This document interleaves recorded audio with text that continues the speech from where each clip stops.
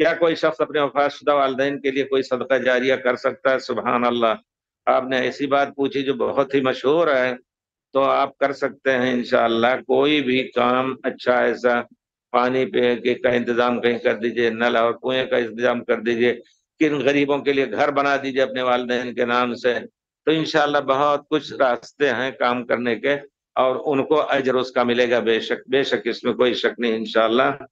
اور زندگی میں آدمی کو خود چاہیے کہ وہ اپنے طور پر سب کچھ کر کے جائے۔ پتہ نہیں وہ بچے جو ہے کچھ کرتے ہیں کہ نہیں۔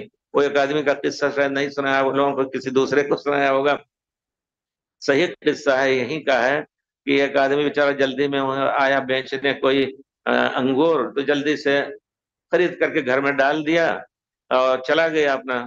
تو جب آیا گھر سے دوپہر میں آیا تو کھانا دیا، لیکن انگور نہیں ملا، کہا میں نے انگور بھیجا، کہا وہ ہم سب نے کھا لیا۔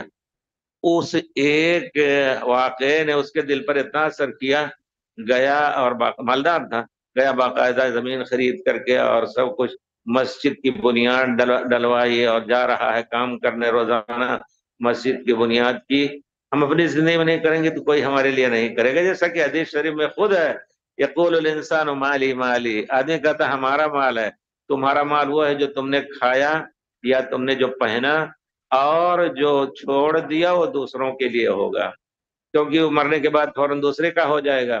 اس وجہ سے خود آدمی کو چاہیے کہ اپنا مال زندگی میں اپنے لیے وقف کر دے، اور جیسا کہ حدیث شریف میں ہے کہ یہ وقف جو ہے ہمیشہ اس کے لیے اجر کا سبب بنتا رہے گا۔